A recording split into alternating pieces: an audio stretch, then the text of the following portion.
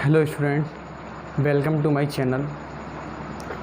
पिछली वीडियो में part first मैंने आपको पढ़ाया था जो भारतेंदु युग था। भारतेंदु युग का जो मैंने आपका समय काल था वो मैंने आपको फर्स्ट पार्ट में पढ़ाया हुआ था। लेकिन अब मैं आपको जो प्रमुख काल है भारतेंदु युग का, उसमें आपको भारतेंदु युग की प्रमुख कवि एवं उनकी प्रमुख रचनाएँ पढ़ाऊँगा। अब इसमें आप देखोगे जो इम्पोर्टेंट रचनाएं हैं वही पढ़ाऊँगा। ये एमपी बोर्ड के हिंदी के पेपर में दो कवि और इनकी रचनाओं के बारे में 100% क्वेश्चन पूछा जाता है। तो इधर देखेंगे, मैं स्टार्ट करता हूँ। भारतेंदु युग का जो प्रमुख कवि थे और जो भारतेंदु युग प्रारंभ किया गया था, तो भारतेंदु युग प्रारंभ किया था वो भारतेंदु युग के प्रमुख कवि भारतेंदु हरिश्चंद्र थे। और इसको प्रारंभ करने वाले जो कवि थे वो भारतेंदु हरिश्चंद्र, लेकिन ये प्रारंभ किया गया सन 1850 से लेके 1900 के बीच में ये प्रारंभ किया गया। अब मैं इसके प्रमुख कवि आपको पढ़ाता हूँ। देखो, पहला कवि है भारतेंदु युग, भारतेंदु हरिश्चंद्र। अब भारतेंदु हरिश्चंद्र, दूसरा कवि है बद्री नारायण चौधरी, तीसरा कवि है प्रताप नारायण मिश्र, चौथा कवि है अंबिका दत्त व्यास और फिर पांचवा कवि है राधाचरण गोस्वामी। अब देखो, यहाँ पे याद करने में दिक्कत होती है कि याद हम कैसे करें। तो देखो, यहाँ पे भारतेंदु युग से बाहर ले लेता हूँ, फिर बद्री, इसके बाद देखोगे प्रताप, अंबिका और इसके बाद राधा। तो देखो, अपन को याद करना है भार, बद्री, प्रताप, अंबिका, राधा।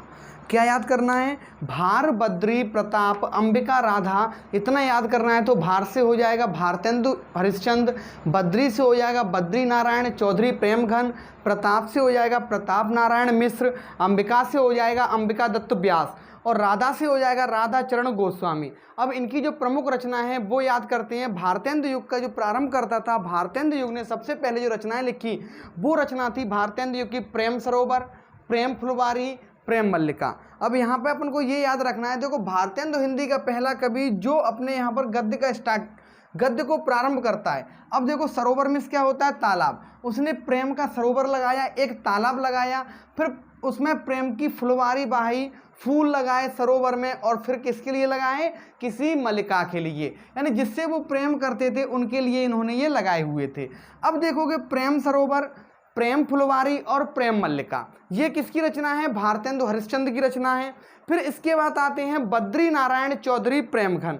अब इधर देखोगे बद्री नारायण, अब बद्रीनाथ कहाँ पे? उत्तराखंड में। उत्तराखंड में जो है चमोली जनपद है, तो वहाँ पे देखोगे उत्तराखंड में आपने देखा होगा कि पहाड़ी इलाका ज़्यादा होता है। अब पहाड़ी इलाका होने के कारण इसको अपन कहेंगे जीर्ण जनपद। कैसा जनपद? जीर्ण मतलब होता है खराब जनपद। लेकिन आनंद अरुणोदय, वहाँ पर जाने पर क्या मिलता है? आनंद अरुणोदय। और क्या होता है? लालित्य लहरी। और अपन को क्या मिलता है वहाँ पे? लालित्य लहरी। तो बद्री नारायण का है जीर्ण जनपद, आनंद अरुणोदय और लालित्य लहरी। अब इसके बाद आता है प्रताप नारायण मिश्र। तो प्रताप नारायण मिश्र का है प्रेम पुष्पावली, मन की लहर, श्रृंगार विलास। यानी प्रताप नारायण मिश्र, प्रताप और नारायण दोनों हैं। इसमें देखोगे पहले क्या हुआ? प्रेम पुष्पावली, प्रेम की पुष्पावली लगाई गई, फिर उसमें मन की लहर हुई। पुष्प मतलब होता है फूल, तो प्रेम पुष्पावली, फिर मन की लहर। मन की लहर में क्या हुआ? श्रृंगार विलास। श्रृंगार मतलब होता है प्रेम का वर्णन। किसका वर्णन हुआ इसमें? श्रृंगार विलास। किसने किया? प्रताप नारायण मिश्र ने। प्रेम पुष्पावली, मन की लहर और श्रृंगार विलास। इसके बाद राइटर आते हैं अंबिका दत्त व्यास। अंबिका दत्त व्यास ने लिखी भारत धर्म और पावस पचासा। अगर आपको पूछा जाएगा तो इसमें से ये रचनाएं प्रमुख पूछी जाती हैं। भारत धर्म और पावस पचासा के राइटर कौन है? अंबिका दत्त व्यास। अंबिका दत्त व्यास ने क्या लिखा? भारत धर्म पावस पचासा। अब इधर देखोगे राधाचरण गोस्वामी। राधाचरण गोस्वामी की मात्र एक ही रचना है, वो है नवभक्तमाल। जो राधाचरण गोस्वामी की एक ही रचना है उसको कहते हैं नवभक्तमाल। अपन को याद ये करना है कि पहले कौन सा कवि आया?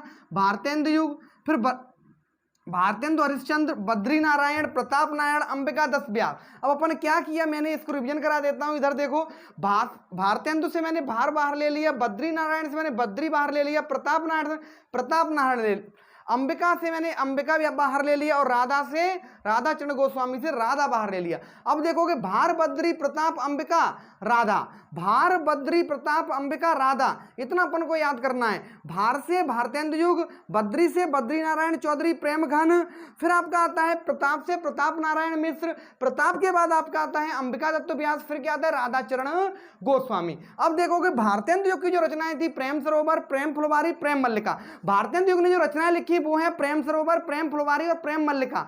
अब इसके बाद आती है बद्री नारायण। बद्री नारायण कहाँ पे है? एक जीर्ण जनपद, कैसी जनपद?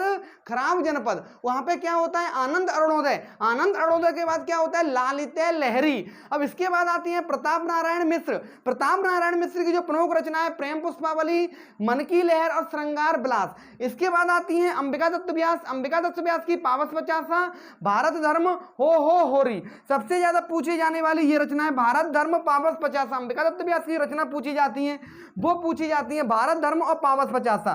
फिर इसके बाद आता है राधा चरण गोस्वामी। राधा चरण गोस्वामी का होता है नवभक्तमाल। अब देखो इन रचनाओं को याद करने के लिए आपको कुछ नहीं करना है, बस माइंड को फ्रेश कर दो, माइंड को बिल्कुल डिस्टर्ब मत करो, बस मेरे साथ थोड़ा सा रिवीजन करना। देखो पहला है भारतेंदु युग।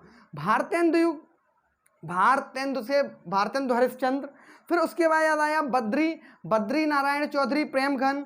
उसके बाद आता है बद्री नारायण चौधरी के प्रताप नारायण मिश्र।